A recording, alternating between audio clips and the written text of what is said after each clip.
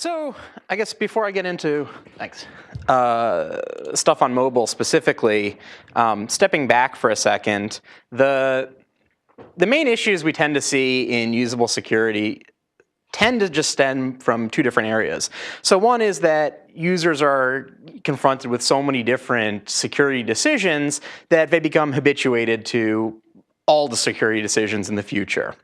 The second problem that we tend to see is that oftentimes the security decisions that developers ask users to make, users are just completely unqualified to be making those decisions. And there's a lot of stuff that we can learn from looking at the classic hazard avoidance literature. So looking at the hazard avoidance literature, there's sort of a hierarchy of interventions. So the best thing you can do when faced with a hazard is simply eliminate that hazard so that people don't encounter it. Sometimes we can't do that. So the next best thing is to guard against the hazard so that people are less likely to succumb to that hazard. And then only in the worst case, when none of that is available, we use warnings. And too often we see in computer security that we jump to just using warnings when there's probably a lot of other things that we can do, such as doing a better job of eliminating hazards or helping users make better decisions without just throwing information at them and asking them to click either one of two buttons. So to give you an example of some of these decisions and how it has to do with mobile, one common threat is SMS charges. So a lot of malware on mobile devices will, in the background, send pay per text messages which could run up someone's phone bill. So maybe a user gets a phone bill for several $1,000s all to maybe one number, and now they want to look at their phone to figure out what application might have called this. So on Android, what you would do is open up your applications. You get this list of applications, scroll down to settings. From there, click settings. Now you have to find the application button, you click that, and then manage applications, click there, and it lists all the applications installed. Then you go through every application, you click one application, it brings up this application settings. You have to know to scroll to the bottom to the permissions, and now it shows you all the abilities for this particular application.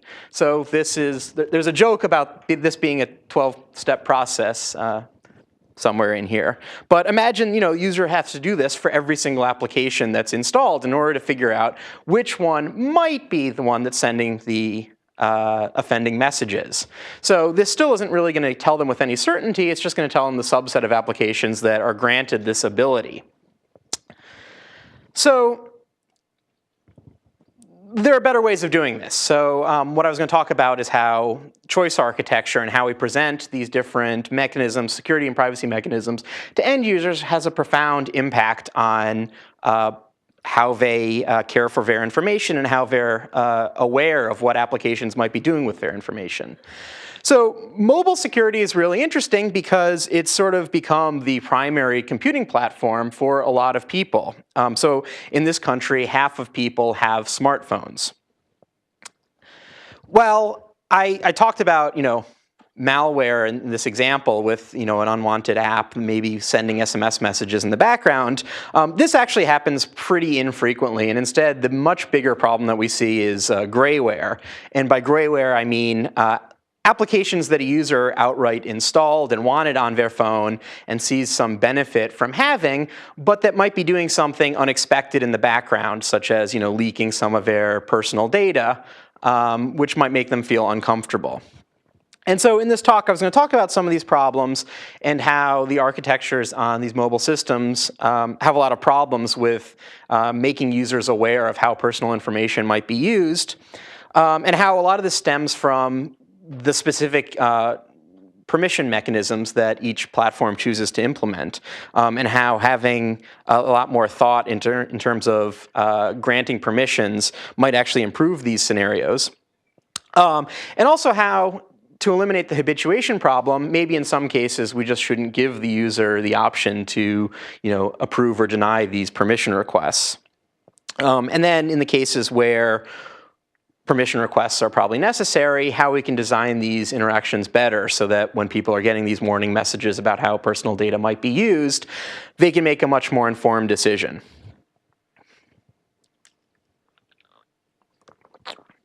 So looking at current problems, some of the early work I did in this area was looking at Android. So in Android, when you install an application, at the installation time, the user is presented with a list of all the abilities that that application is requesting, so the permissions. And there are over 100 of them in the current versions of Android. And so when they install an application, they get a bunch of these little boxes that say, things like this one is requesting internet access, but you can imagine lots of other ones, such as, maybe vibrating the phone, sending text messages, taking pictures, that sort of thing. And the user is then faced with the decision of, continue to install, thereby granting all these abilities, or, discontinuing the installation. So we wanted to look at comprehension. So do users actually understand what these things mean? And also, when they're presented with each of these permission requests, do they understand what capabilities they're then granting the application? So we did a comprehension survey. We did this online. We used AdMob to recruit people. And so AdMob is a mobile advertising platform. Thereby guaranteeing that everyone who was participating was on an Android device, which means that, ostensibly they're familiar with Android. So we wanted existing Android users. So we had about 10 of these permission requests, and we randomized them so that every participant got 3 of them at random. And we just asked them. We showed them a screenshot, and we asked, if an application is granted this, what does that enable the application to do? So in this case, we have network access, and so the correct answers here would be loading advertisements and sending information to the application server. And from this, what we found was that on average of the 3 questions, people got half a question correct. And so you might say, well, this was online, it was unsupervised, maybe they were just randomly guessing. Well, we can, calculate the expected value of random guessing, and then do a chi-square test. And we find that, despite this being relatively low, it's still significantly higher than the expected value, which is, I think, roughly about 0.2 questions out of the 3. That said, there were only 8 participants out of the 308 who managed to get all 3 of them correct. The majority of participants couldn't answer any of these correctly. Again, these are existing Android users. So there is some room for improvement here. We did this online. This was completely quantitative, and so we wanted to do a follow-up laboratory experiment to get the qualitative data on why comprehension was so low. We recruited 24 people from Craigslist to come in, and we had them do 3 different tasks. So one was we just had them install 2 different applications of their choice. We gave them scenarios, and so to search through the online store to pick applications based on these scenarios, but other than that, we gave them no guidance on what applications to install. And we observed them to see whether they would pause on that permission request screen to try to read it, or whether they would choose to discontinue installing the app based on that screen.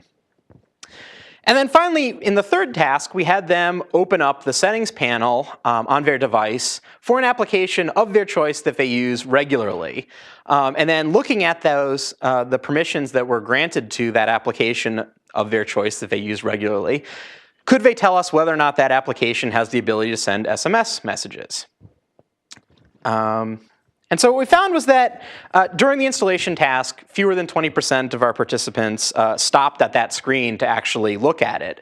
We suspect this is probably an upper bound because they were in the laboratory, they knew that they were being observed, so maybe they did the task with a lot more diligence than they might at home.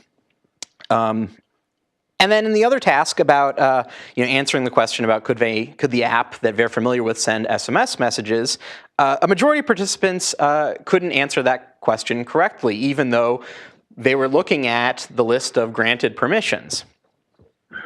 Yeah. The 17%. How did you measure that? Is that you just looked at whether people spent more than 0.5 seconds on the screen? Yeah. Whether they so basically, people were habituated to just clicking through. So when you install an app, there's an install button, and then that screen comes up right after you click install, and there's another button in a similar spot. So, over 80% of the people just sort of clicked twice to go right through that screen. And when we asked them, afterwards, they said, oh yeah, they thought that was just like a license agreement. So they know to skip past that. Sorry, was this a self-report or was this you observed? We observed them. Yeah, so they were in the lab, and then we were sitting next to them as they were installing applications. So based on the qualitative results, we had a couple suggestions on how the user experience could be improved. So one was that people were just habituated to seeing these requests with every app installation, regardless of what the risks associated with those permissions were. So too many requests. So maybe users should only be prompted when absolutely necessary, when there's an actual risk. Many people were simply unaware. So again, the screen appears after they click the install button. Many people thought that that was just sort of a license agreement, and that they were supposed to click through it. There are also many cognitive biases that might have might have been at play here. So maybe choice supportive bias after clicking the install button. They didn't want to revisit that decision that they just made to install the application. And so maybe presenting this information at a different point in the interaction would have yielded different results. So maybe before they click install, it shows the permissions. Or maybe at runtime, when the data is actually needed by the application, maybe then would be a better time. The last problem was that we observed with the SMS thing, when we had them use an application that they were already familiar with, the reason why most of them got that wrong is that they saw things like a request for network access, and they didn't know that there was a separate permission for sending SMS data. They thought maybe that's part of network access. And so in this case, there's so many different permissions that really knowing the entire set of permissions is necessary to know what permissions an app is not requesting. And when you have 100 some different permissions, that's obviously unreasonable.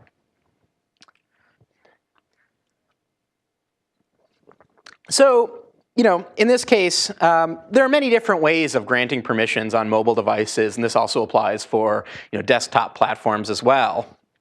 In the case of Android, there were their install time warnings. This is how it appears in, I guess, the more current versions of Android. The advantage of having the install time warnings for doing the permissions is that it's adaptable to basically every permission. You can do this because you're just you need a little space for text here, and you have the text to describe the permission. It's also useful for granting future abilities. So these are granted at install time. The application can then use that ability anytime in the future because it's already been granted. The drawbacks to this, they're mostly that there's the limited real estate. So, on your average device, it's about these dimensions. You could really only fit 3 different permission requests on that screen. You're then relying on the user to know that they have to scroll down the screen to view additional permissions.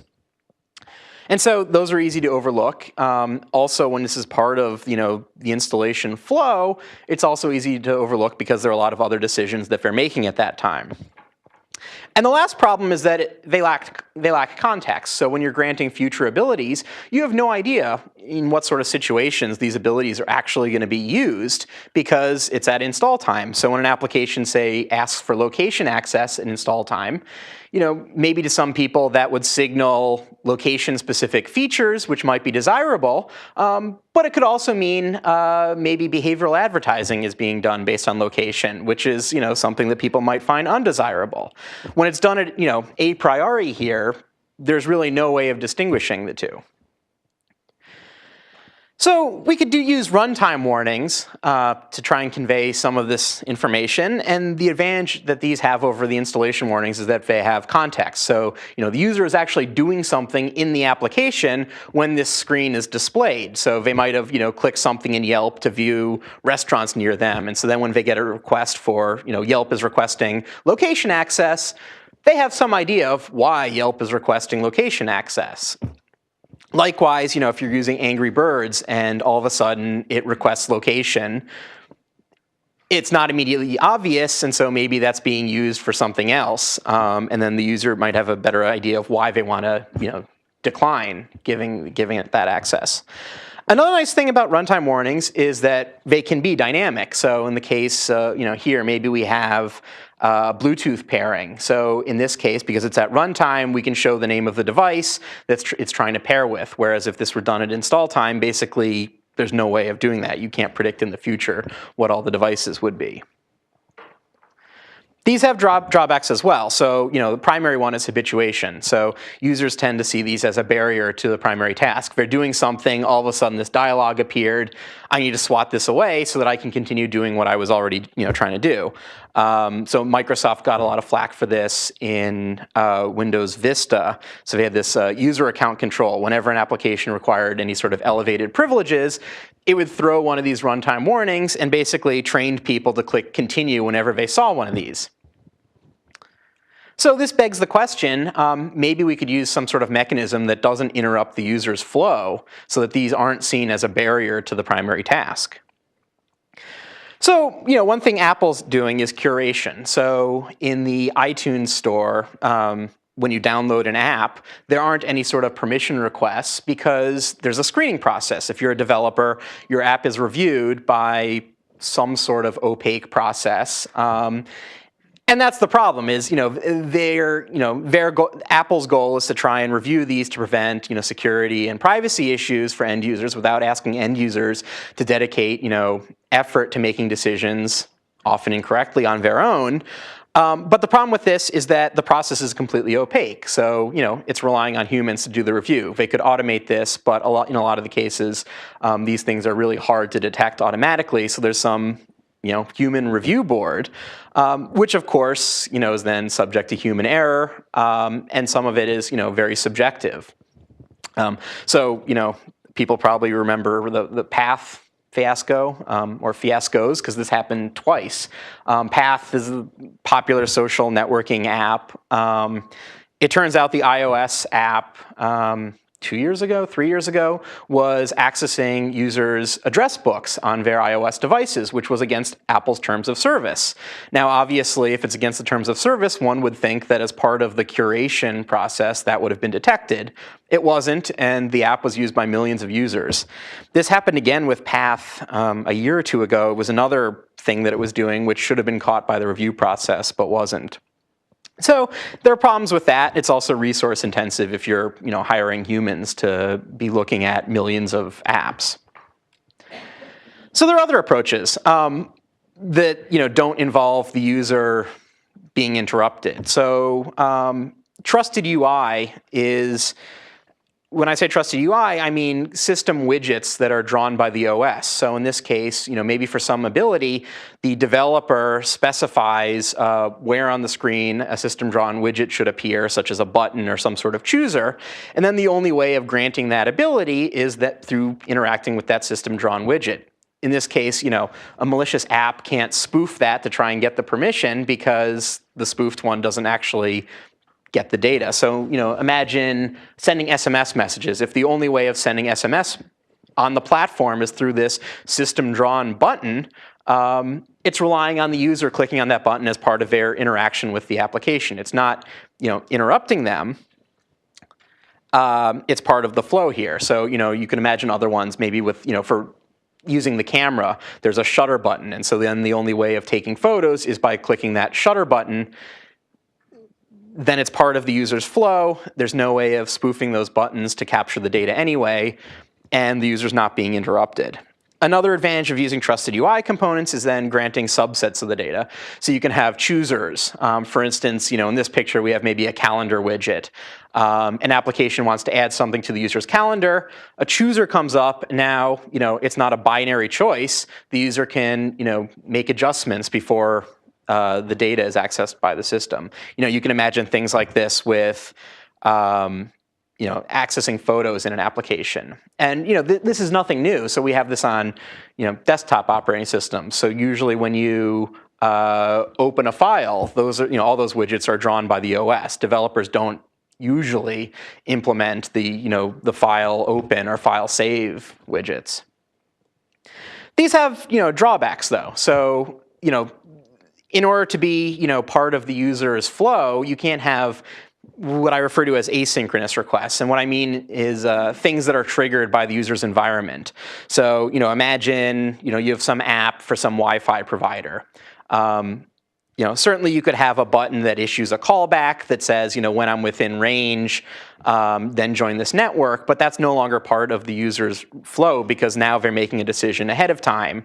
And obviously, if you're having them push the button frequently until they're within range, that's no longer, it's still not part of their natural flow. So this, there are some, limits to what trusted UI can be used for. And then finally, there's what I refer to as implicit access. So in some cases, maybe that the risk associated with a request is just so minimal, maybe it should just be granted without bothering the user. And in this case, we should have maybe some sort of attribution mechanism so that when permissions are granted automatically to minimize habituation, if something does go wrong, there should be information about what app was responsible, so provenance. So in this case, maybe changing the time on your device. You're not going to want to have like a runtime warning every time an app wants to maybe update the clock. You can think of some, James Bond-esque plot that relies on changing the time on someone's phone, but that seems really unrealistic. And in most cases, it's pretty benign, and the damage can be undone once it's identified. So in this case, maybe we could just annotate the settings panel to say what was the last application to modify that setting, so that if it's abused, someone knows which application is responsible, they can remove that application. So looking at all these permission granting mechanisms, if our utility function is to only interrupt the user when absolutely necessary, we can sort of build a hierarchy here. So least utility is the install time warning, because users see these every single time. And the best case would be the implicit access, where users aren't being asked at all to make any decisions. And I argue that one of the big problems that we see on platforms today is that most operating systems just pick one permission granting mechanism and roll with that one for all the decisions. So in the case of Android, it's all install time warnings. On iOS, they actually have, there are 5 current runtime warnings, and the rest is completely opaque to the user. But maybe we should choose which permission mechanism to use based on risk or something else. Researchers, people who are, I guess. Because it seems like one of the problems here is that the developer's incentive is not necessarily the same as the users. Yes. Yes.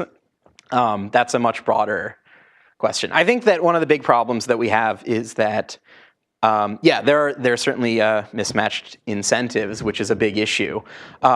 But I think one of the things that's really overlooked is that developers are under a lot of different constraints, and security is just a very small portion of that. And so frequently, they just want some sort of guidance on how to implement it. And right now, there's, we'll just make a warning and let the user deal with that. But I think that if there's, some guidance saying that this is, here are the current best practices, users will be more satisfied. And also, to some extent, the companies are sort of incentivized to do the right thing. So if, one platform has a reputation for apps, abusing data, then, they're going to take a hit on that. So it's in the company's best interest to keep their users happy and feel like, they're in control of how the personal information is shared. Sure, let me say, do you mean that the company is the platform itself or the applications? Because I'm talking about platforms. Because applications and platforms don't always have the same Agreed. values or the same interests in mind. Agreed. Everything I'm talking about in this talk is at the platform level. So the platform can make these design decisions that, say the only way of getting access to this data is by using this mechanism. Then the application developers have no choice but to abide by that. And so we reasoned about this, and we came up with this flow chart on how to make the decisions about which permission granting mechanism to use based on risk and a few other things. So, the first step is this notion that we're calling revertibility. So if a device makes a change, can the device be reverted to a previously known good state? So maybe, one example of that is, say, changing the time. Obviously you can change the time back. Little harm is likely done. In that case, grant the permission, maybe have some attribution mechanism so that, users can undo it if it's abused. But maybe the damage can't be undone. So then the question is severity. So is this just an annoyance, or is there going to be some lasting harm by granting this permission automatically? And if it's really just an annoyance, so you can imagine something like maybe making noise or vibrating the device. You could probably think of all sorts of freak occurrences where that could cause lasting damage, but for the most part, that's just an annoyance, and once it stops, the harm is over. In that case, yeah, implicitly grant the permission and again have the attribution mechanism. But if none of that applied, then the question is, did the user initiate the action through their natural flow with the app? And if so, trusted UI component. If not, maybe it's something that's generated by the environment, one of these asynchronous requests.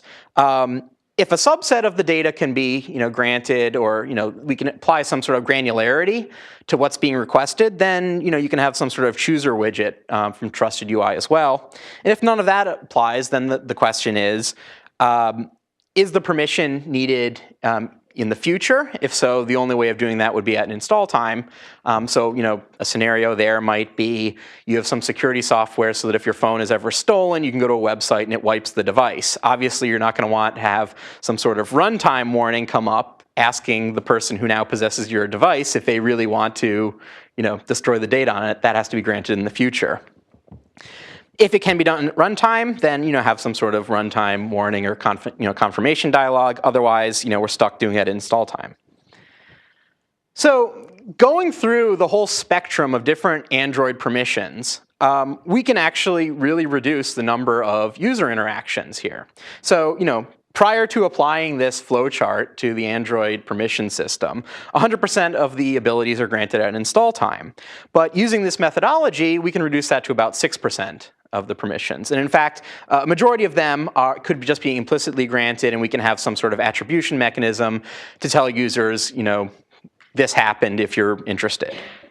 Of course, this is just looking at the total number of permissions, and this doesn't reflect how frequently each of these permissions are exercised. That's actually a project that we're working on this summer. We're hooking those APIs and actually logging them in the field to look at how frequently different permissions are requested on devices.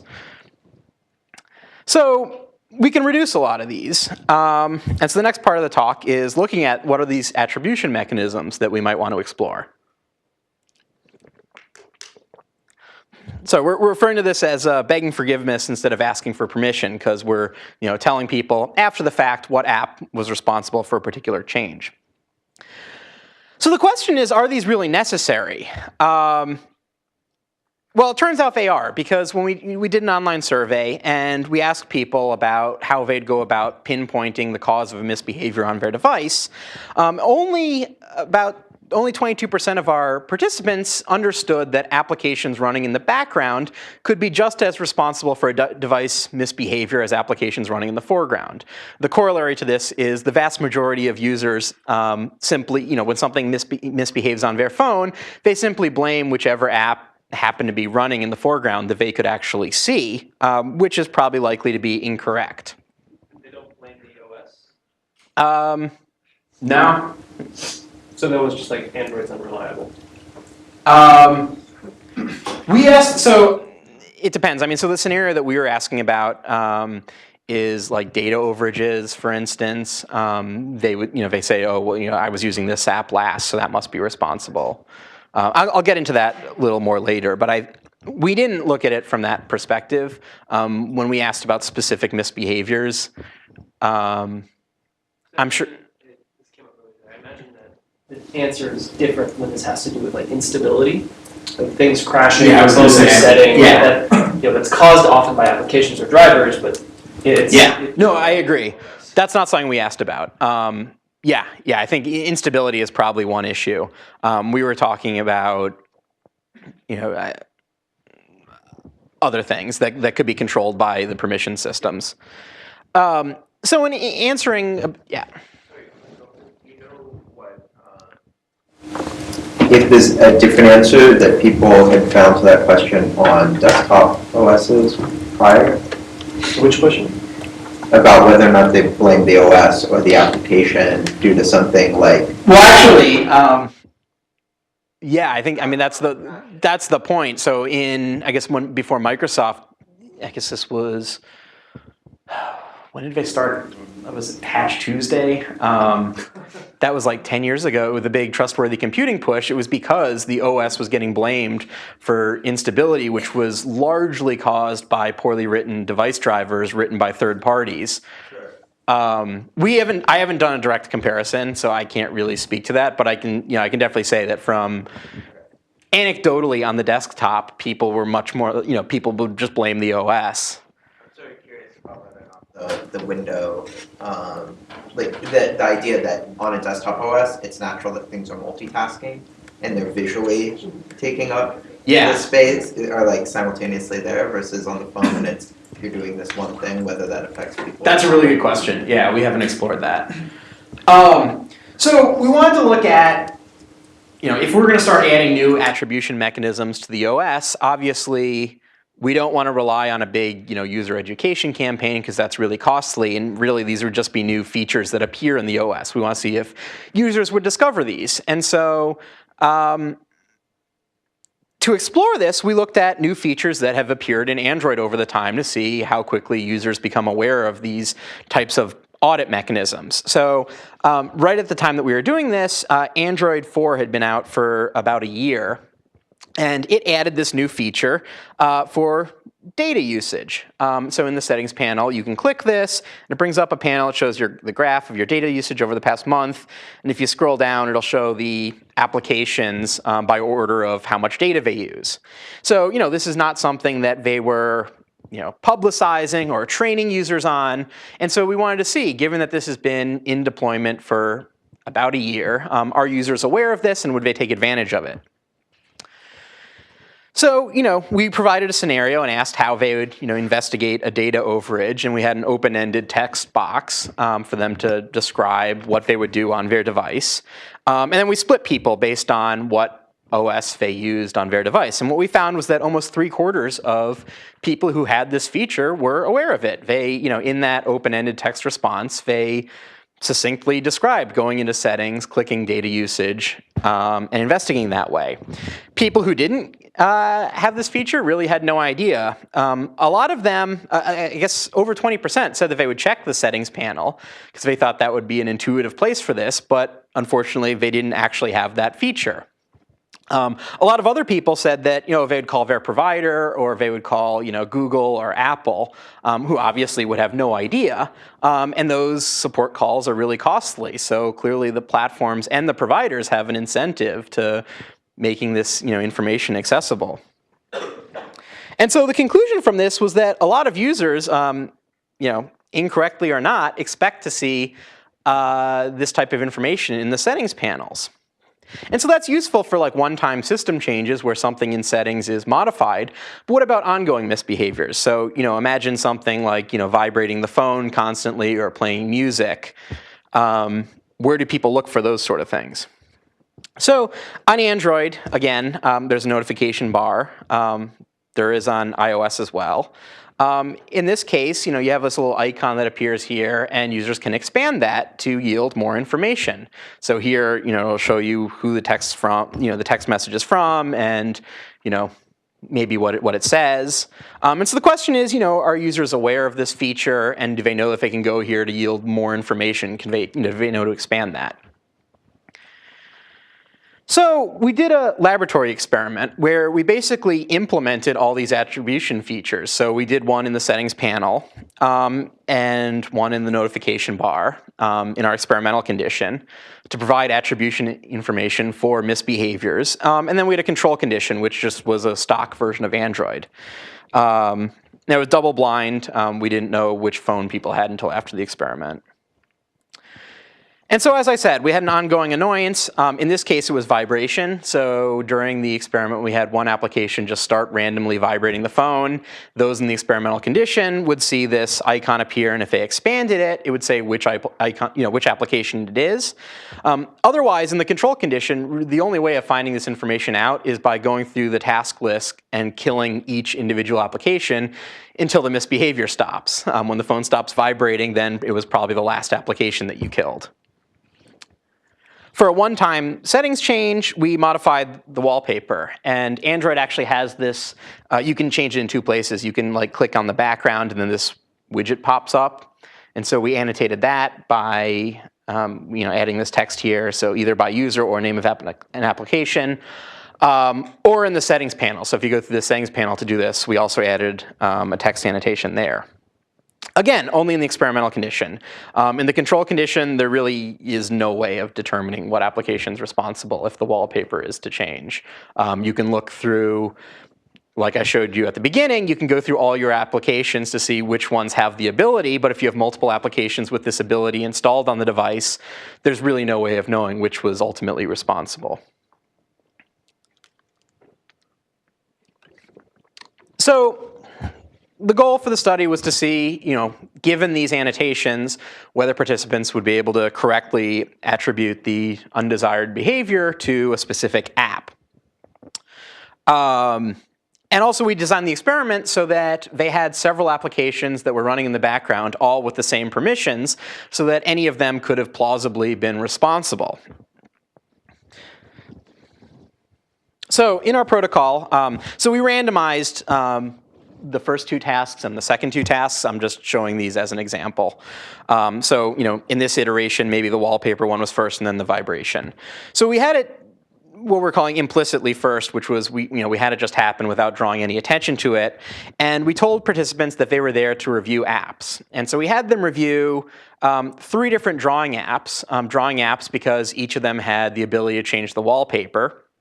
And then we had them interact with a widget. And the reason why we had them do that is because then when they're interacting with the widget, they'd be able to see the desktop background so that when the wallpaper changed, they're likely to notice it. Since these phones required modifying the OS to implement all this stuff, we had to use our own phones that we provided to them. And so we figured that if if it changed between tasks and they didn't see it immediately change, they might not notice it, the background changed because it's not their phone.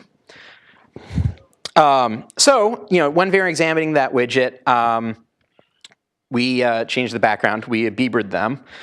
And then we looked at the reviews that we had them write for each of the applications to see if they mentioned this in any of their reviews, so whether they noticed it. And then without prompting them that we did this and that this was part of the experiment, we wanted to see if they would comment on it and if they would, on their own, go through and use the attribution mechanisms and find them to try and identify the cause of this misbehavior. The second misbehavior was vibrating the device. So the other task was playing with 3 different timer apps. Timer apps because all of them requested the ability to vibrate the device. And then as part of the fourth thing they did after those 3 timer apps, play with the dice app. The reason for that was it was a dice app that they had to shake so that we could be assured that it was in their hands, and so they felt it when it started vibrating randomly. And again, we looked at the reviews to see if they noticed this on their own and used the attribution mechanisms on their own. After this, we did, explicit misbehaviors. We told them, you may have noticed this happened before. We're going to cause one of the apps to change the background. You have 5 minutes to go through and identify which app is responsible. So we did this in case, participants, either didn't notice it the first time or weren't sure. And then finally, we had an exit survey. So what we found was, for the vibration, in this case, there was a notification icon that appeared, and if they expanded that in the experimental condition, it would say the name of the app. And we found that, participants were significantly more likely to attribute the cause of this misbehavior correctly when they had those mechanisms. It was about 80% in the experimental condition compared to a little over 30% in the control. 30% seems pretty high, but given 4 apps, that's random guessing. And what we found was that 2 participants in the control condition actually did go through and kill every app until they found the one that stopped the vibration, which was actually a lot higher than we were expecting. We weren't expecting any people to know to do that, which was interesting. What was also interesting was that on all the devices, we instrumented the OS so that we knew exactly where they were clicking on the screen and what widgets they were interacting with, so that we could go back and check things like whether they expanded the notification drawer at the top. And what we found was that 90% of the people in the experimental condition did, but so did 70% of the people in the control condition. So they thought that looking up there might yield some information. So that suggests that where we put it for the other participants was a really intuitive spot, just those in the control condition weren't able to find it there. Wallpaper change. So again, this was statistically significant, but it was only about 34% in the experimental condition noticed it, less than 8 in the control. The difference is, this is significantly lower than the random guessing because every participant saw this while they were looking at that widget. So most of them didn't randomly guess when they were wrong. They simply blamed the widget that they were using at the time that the misbehavior occurred. Yeah. This is people able to identify that. Did everybody notice both in the? Fewer people noticed it during the first task. So this was during the explicit, misbehavior, when we told them, an app on your phone just changed the wallpaper, figure out which was responsible. Most people noticed it during the first task. They just didn't comment on it in their reviews because they weren't sure which was actually responsible. Many more people commented on the vibration task because they were using one of the apps when it started. Yeah. So anyway, this wasn't random guessing. It was just blaming the widget because that's what they were doing. So most people just admitted to random guessing when they got it incorrect. What was interesting was that up to 20% of the participants simply inferred abilities based on UI features. So, for instance, the wallpaper change, the application that was usually identified was one where participants somehow stumbled on a button for change wallpaper, and so figured, oh, because there's a button for change wallpaper, it must be this application because I didn't see that button in other ones. When really, the features aren't. An application's abilities don't necessarily correlate with the UI elements. The other thing that we had them do was, in the second time they did this, when we asked them to specifically identify an app, we also had them rate their confidence with, the confidence in getting the correct answer on a 5-point Likert scale. And what we found was that, those in the experimental condition, not only were they more likely to be right, but they were also a lot more confident in those decisions. So even those in the control condition who managed to get it right did so with low confidence. So, this sort of confirmed our previous findings from the survey that, where we, put these things in the OS were intuitive to most participants. One question is, in the second task when they were doing the wallpaper thing, there was a significant difference, but it was only about 30% were able to correctly notice these attribution mechanisms. Should this be considered a success? I would argue that yes, because what we've seen in practice is that usually there are a small number of savvy users who tend to explore these sort of features, and then they're the ones who end up writing app reviews. And a lot of users put a lot of weight on the app reviews. So to give a good example of this, about a year or two ago, Instagram had changed their privacy policy to say that all photos that you upload are property of Instagram and can be used for advertising purposes. So literature over the past 20 years tells us that almost no one reads privacy policies. Yet, this was, in the New York Times the next day, and it was because there's a small number of people who do, and when they find something that's really, that really defies expectations, they disseminate that knowledge. And so, even though, only about a third of participants were able to use the attribution mechanism here, one that they had never seen before, which also might be part of the small effect. But if something truly bad's happening, then the few that are able to find these mechanisms will probably disseminate that to the larger public, the public at large. So the last part I want to talk about is when these decisions, when the decision to confront the user with a permission request at runtime is necessary, how can we make those more informative? So this is actually work that I just presented at Chi. So what we looked at here was iOS. So iOS 6, which has been out for about a year now, added runtime permission requests for 5 different things. So any app that requests location, contacts, photos, calendars, or Bluetooth pairing, there's a runtime request like this that's shown the first time the app requests that ability. Once it's allowed, then the user never sees it again for that particular app. They can go to a settings panel to revisit that decision, but the app never bothers them again. What they added, though, over previous runtime warnings was the ability for developers to add a sentence here to explain to users why the data is needed. And there are actually no constraints on this. Developers can use this feature, they can opt not to use it, and they can supply whatever text they want. And so what we wanted to look at is whether having this information actually impacts user behavior. Are people more likely to grant permission requests when developers add this text here?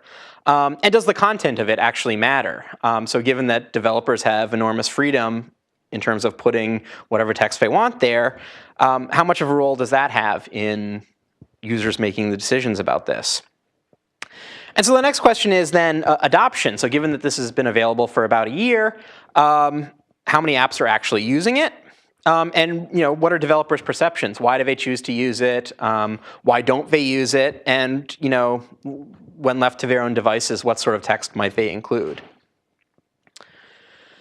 So we did an online experiment again where we showed people screenshots.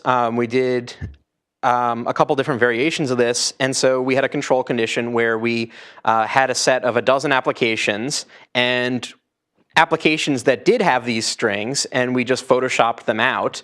We showed those to some people, and then we showed the ones with the strings to other people, and we asked whether they would approve the request. And what we found was that there was a statistically significant effect by having this text there. People were actually more likely to approve the requests. The effect size is relatively small, but there is an effect. We controlled for the order. So looking at when we did this within subjects, that didn't have any effect. And also app familiarity, since we wanted to use apps that actually use this feature. We asked people, whether they've used this app before, how much do they trust the app, and we actually found that that didn't correlate at all. So did you write the text?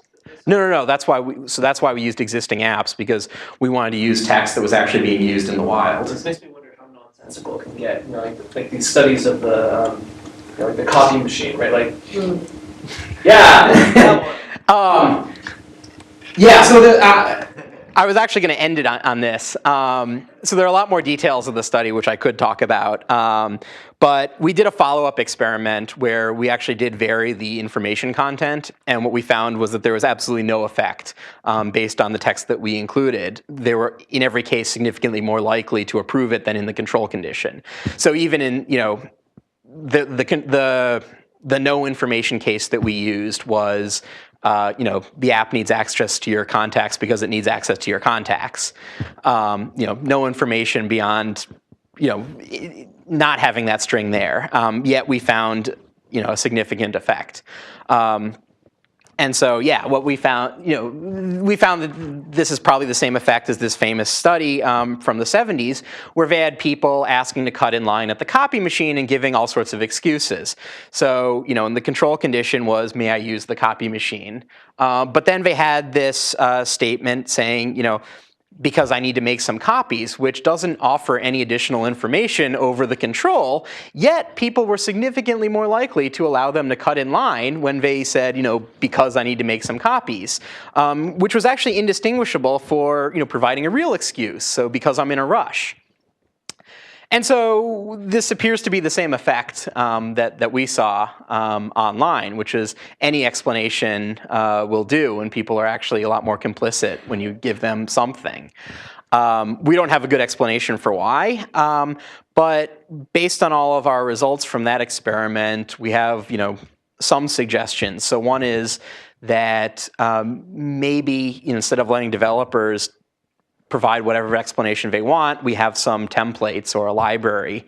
And so maybe at the time the developers upload their thing to the Apple Store, the iTunes Store, there's a questionnaire that multiple choice does the application use any of the following data? Does it use it for any of the following purposes? And so based on, the responses to those questions, you can you can just automatically generate a statement. And the nice thing about that is that it's consistent over time. So, the problem with letting them provide the text free form is that there are, thousands of different ways of all saying the same thing. And so this way, by having the templates and having it machine generated, there might be some consistency, and that also avoids having this placebo condition of no real added information. And so with that, I will leave it there. Great, thank you. If you can go back to the Xerox and previous one, the one with the question, it's interesting because the Xerox discussion is among two people, right? It's not about me talking with the Xerox machine about me wanting to print more copies, right? I'm asking a fellow, a colleague, or someone else. Well, the example you gave is again, it's another corporation. It's an app developer. It's Facebook that's doing that. And in between, you have some type of regulation. They cannot write whatever they want. Sometimes they need to write something, or sometimes if they don't write the explicit thing they wanted to say, the FTC can say, well, you are misleading. Yeah, well, I think that part of this I think there might be some human element to this, which is given that developers write whatever they want here. So we built a corpus of over 4,000 apps. It's in the Chi paper, and we were extracting these strings from real apps and looking at the variety of different explanations in there. Obviously this probably correlates with the size of the company, but there were a lot of ones that clearly had no oversight. Things with typos in them, things that were just we suspect were a result of developers just not understanding the API correctly and having like code in there. And I suspect, though, that because there wasn't editorial, there wasn't any editorial oversight, that might have created more of a human element that this is a person who wrote this, as opposed to something in succinct. I was going to say succinct legalese, but that might be an oxymoron. Something that's heavily sanitized. Again, we don't have a good explanation for the effect, other than there was an effect. I think that might be part of it. I think another part of it might be simply, habituation. So maybe by having a wide variety of different ways of saying the same thing, each of these dialogues looks slightly different. So people may, pay more attention to them and are less likely to, click one button over the other. I don't know. So I like the trusted UI thing, but one of the challenges I see is that it seems like it's going to be limiting flexibility and style for design. So if you look at a lot of apps, they're trying to have their own branding and their own style and be highly designed in some way. And as soon as you start imposing trusted UI on top of that, it makes it harder to customize that to the extent that the app wants to. Agreed. Yes. That's something I'd like to explore at some point. We've been talking about that, looking at what the impact is on developers and developers' willingness to use trusted UI components.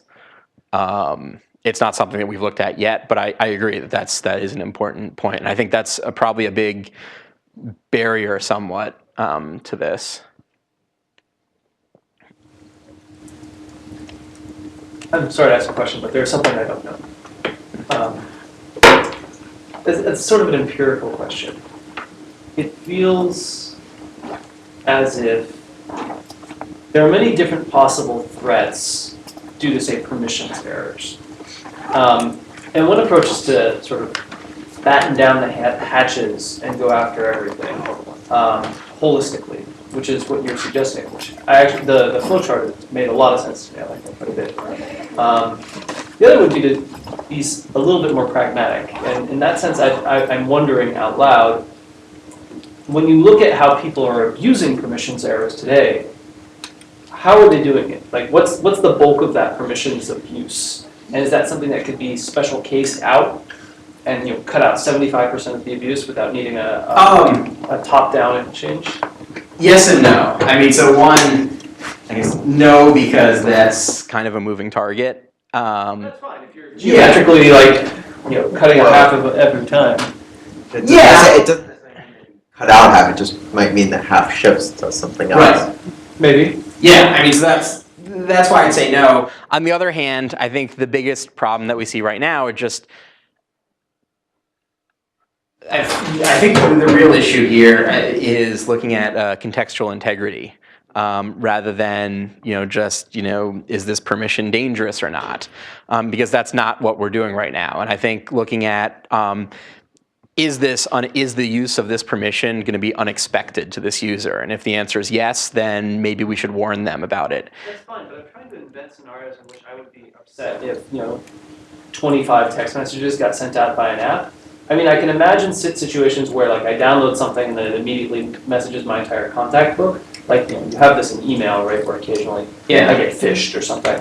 But to be honest with some of these things, I'm having trouble coming up with really deeply compelling threats. I mean, yes, you could share where I am with some potentially malicious group, but lots of companies already know where I am through my phone. Yeah, actually, location. I didn't talk about it in here, but we did a lot of studies looking at risks and people's actual concerns over various things that could happen using their phone data. And we found that location is really towards the bottom of the list, which is interesting because if you look at, say, the privacy literature from the ubiquitous computing community over the past 20 years, location's the main thing that it's focused on. When in fact, I'm not saying that people don't care about location. I think that people still care about location, but relative to all of the other things that applications can be doing, location is a relatively minor concern. Okay. So open question. Yeah, I mean, so I guess what I was going to say is we've started looking at the contextual issue. I mean, so in the case of location, viewing Google Maps and getting a thing about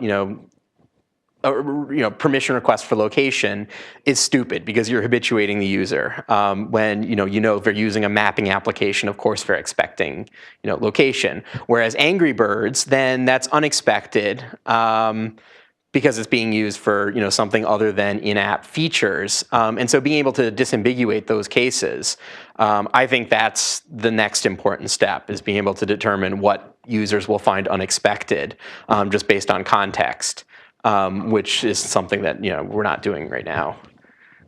So the comment about only sending out 25 emails raised a small flag for the individual computer owner. No, that's not a big deal, but that's exactly how spam bots work.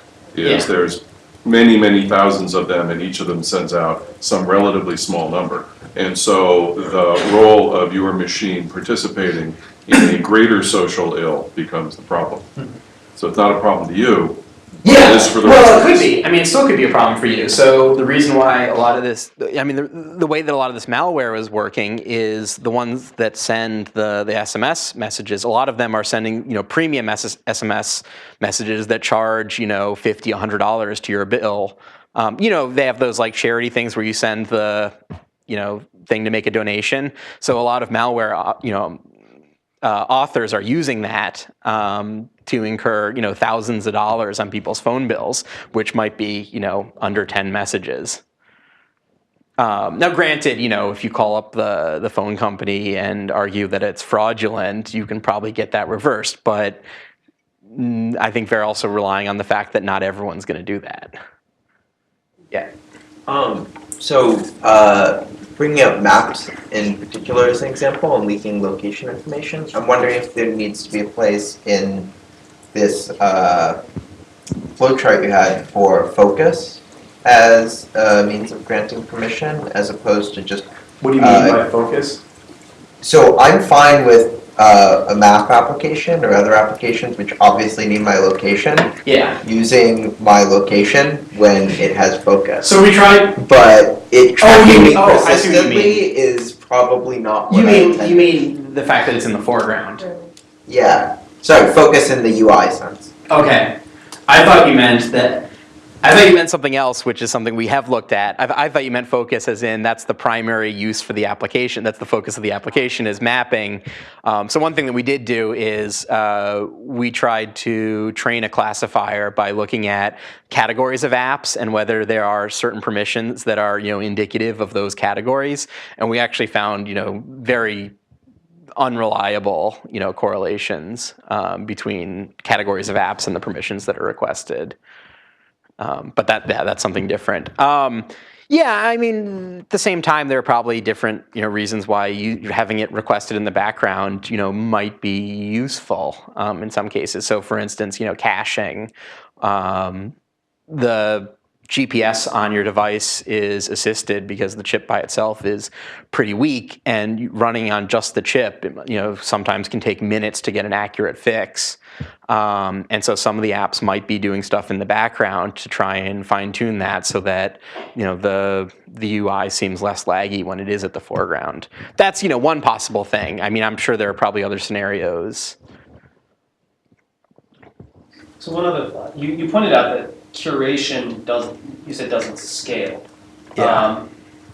And I think I see the point you're making, and yet way near the end of your talk you made an observation that there's a small number of users who really care about these kinds of things. Yeah. And I wonder if that offers a solution to the scaling problem.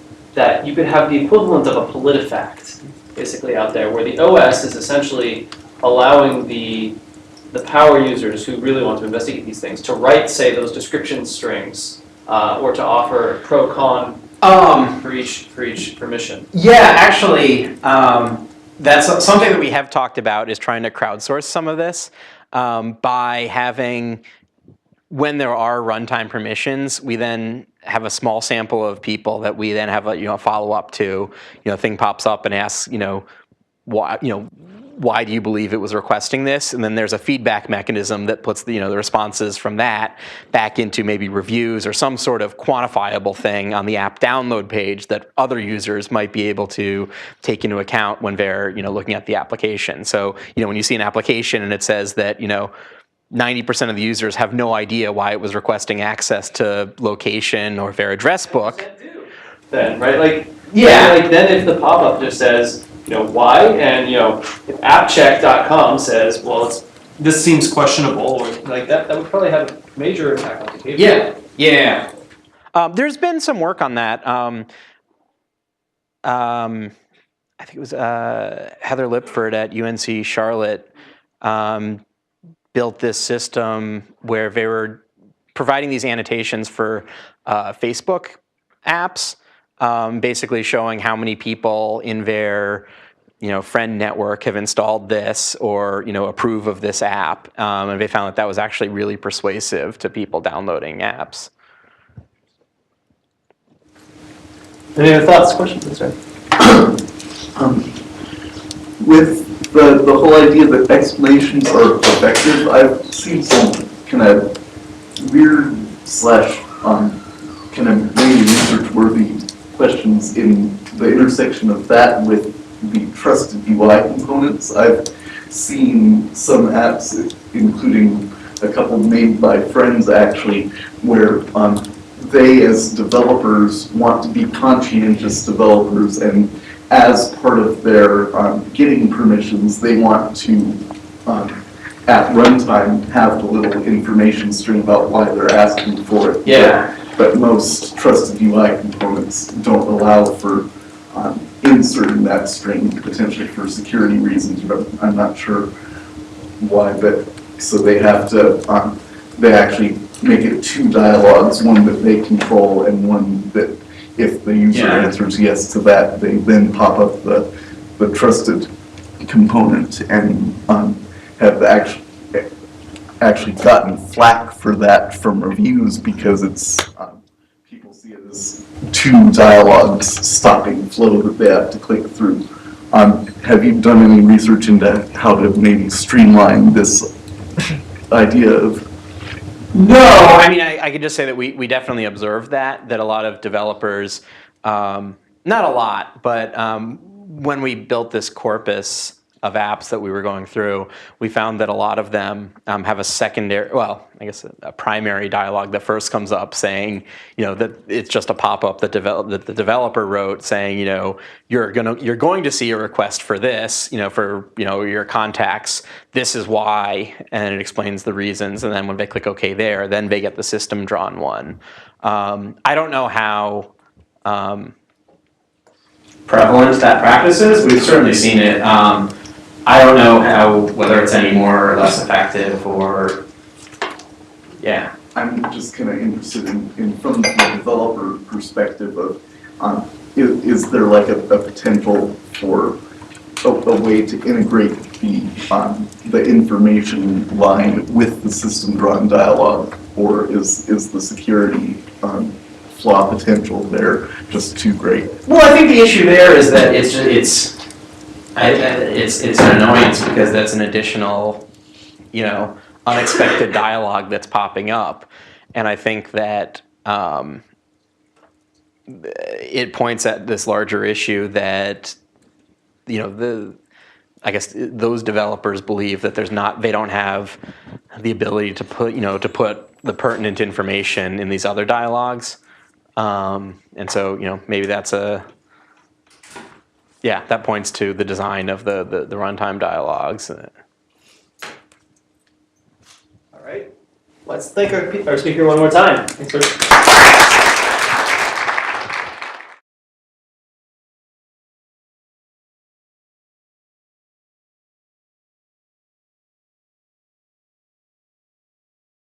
What we found was that on average of the 3 questions, people got half a question correct. And so you might say, well, this was online, it was unsupervised, maybe they were just randomly guessing. Well, we can, calculate the expected value of random guessing, and then do a chi-square test. And we find that, despite this being relatively low, it's still significantly higher than the expected value, which is, I think, roughly about 0.2 questions out of the 3. That said, there were only 8 participants out of the 308 who managed to get all 3 of them correct. The majority of participants couldn't answer any of these correctly. Again, these are existing Android users. So there is some room for improvement here. We did this online. This was completely quantitative, and so we wanted to do a follow-up laboratory experiment to get the qualitative data on why comprehension was so low. We recruited 24 people from Craigslist to come in, and we had them do 3 different tasks. So one was we just had them install 2 different applications of their choice. We gave them scenarios, and so to search through the online store to pick applications based on these scenarios, but other than that, we gave them no guidance on what applications to install. And we observed them to see whether they would pause on that permission request screen to try to read it, or whether they would choose to discontinue installing the app based on that screen. And then finally, in the 3rd task, we had them open up the settings panel on their device for an application of their choice that they use regularly. And then looking at those, the permissions that were granted to that application of their choice that they use regularly, could they tell us whether or not that application has the ability to send SMS messages? And so what we found was that during the installation task, fewer than 20% of our participants stopped at that screen to actually look at it.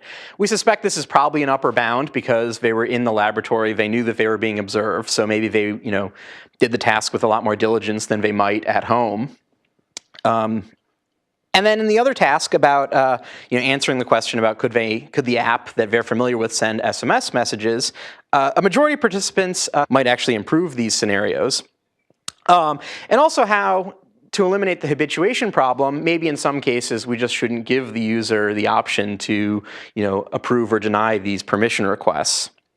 And then in the cases where permission requests are probably necessary, how we can design these interactions better so that when people are getting these warning messages about how personal data might be used, they can make a much more informed decision.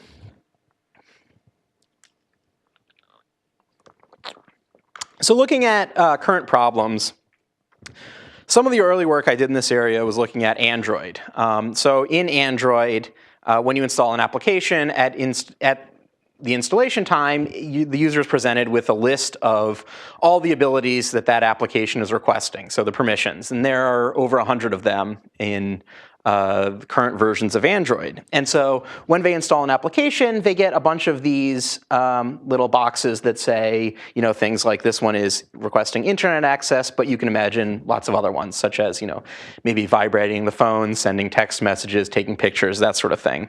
And the user is then faced with the decision of, continue to install, thereby granting all these abilities, or, discontinuing the installation. So we wanted to look at comprehension. So do users actually understand what these things mean? And also, when they're presented with each of these permission requests, do they understand what capabilities they're then granting the application? So we did a comprehension survey. We did this online. We used AdMob to recruit people. And so AdMob is a mobile advertising platform. Thereby guaranteeing that everyone who was participating was on an Android device, which means that, ostensibly they're familiar with Android. So we wanted existing Android users. So we had about 10 of these permission requests, and we randomized them so that every participant got 3 of them at random. And we just asked them, we showed them a screenshot, and we asked, if an application is granted this, what does that enable the application to do? So in this case, we have network access, and so the correct answers here would be loading advertisements and sending information to the application server. And from this, couldn't answer that question correctly, even though they were looking at the list of granted permissions.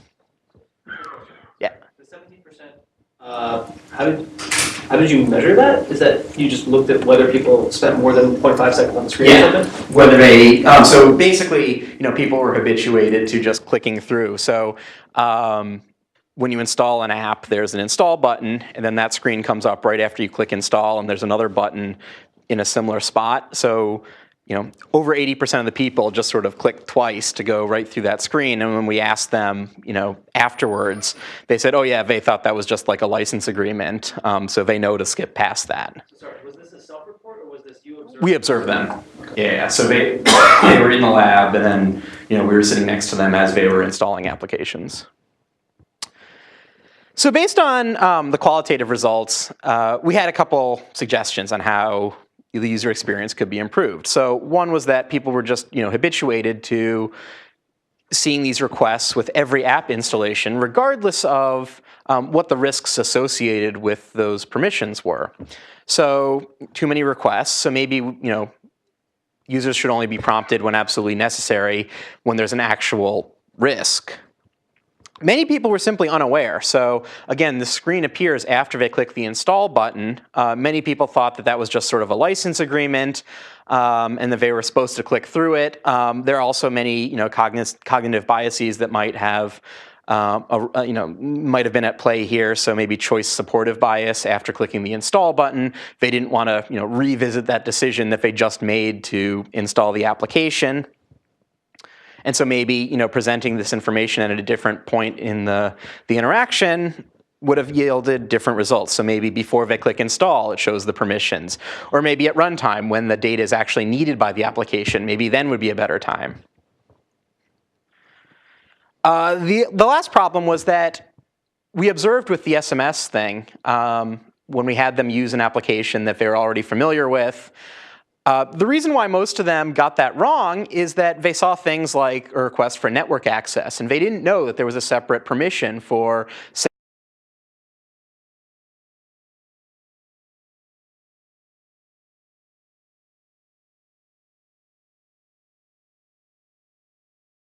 So I guess before I get into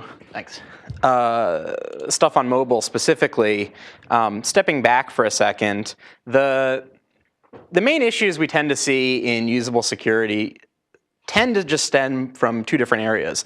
So one is that users are confronted with so many different security decisions that they become habituated to all the security decisions in the future. The second problem that we tend to see is that oftentimes the security decisions that developers ask users to make, users are just completely unqualified to be making those decisions. And there's a lot of stuff that we can learn from looking at the classic hazard avoidance literature. So looking at the hazard avoidance literature, there's sort of a hierarchy of interventions.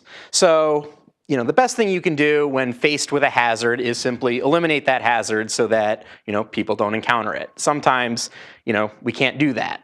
So the next best thing is to guard against the hazard so that people are less likely to succumb to that hazard.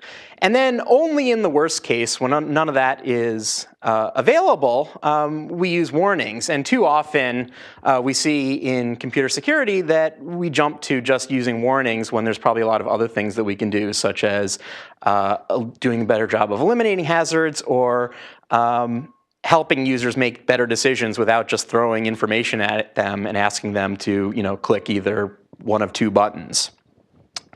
So to give you an example of some of these decisions and how it has to do with mobile, one common threat is SMS charges. So a lot of malware on mobile devices will, in the background, send pay per text messages which could run up someone's phone bill.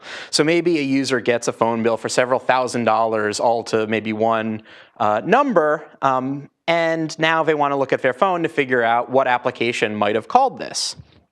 So on Android, what you would do is open up your applications. You get this list of applications, scroll down to Settings. From there, click Settings. Now you have to find the application button. You click that, and then Manage Applications, click there, and it lists all the applications installed. Then you go through every application. You click one application. It brings up this application settings. You have to know to scroll to the bottom to the permissions, and now it shows you all the abilities for this particular application. So there's a joke about this being a 12-step process somewhere in here. But imagine, user has to do this for every single application that's installed in order to figure out which one might be the one that's sending the offending messages. So this still isn't really going to tell them with any certainty. It's just going to tell them the subset of applications that are granted this ability. So there are better ways of doing this. So what I was going to talk about is how choice architecture and how we present these different mechanisms, security and privacy mechanisms, to end users has a profound impact on how they care for their information and how they're aware of what applications might be doing with their information. So mobile security is really interesting because it's sort of become the primary computing platform for a lot of people. So in this country, half of people have smartphones. Well, I talked about, malware in this example with, an unwanted app, maybe sending SMS messages in the background. This actually happens pretty infrequently, and instead, the much bigger problem that we see is grayware. And by grayware, I mean applications that a user outright installed and wanted on their phone and sees some benefit from having, but that might be doing something unexpected in the background, such as leaking some of their personal data, which might make them feel uncomfortable. And so in this talk, I was going to talk about some of these problems and how the architectures on these mobile systems have a lot of problems with making users aware of how personal information might be used, and how a lot of this stems from the specific permission mechanisms that each platform chooses to implement, and how having a lot more thought in terms of granting permissions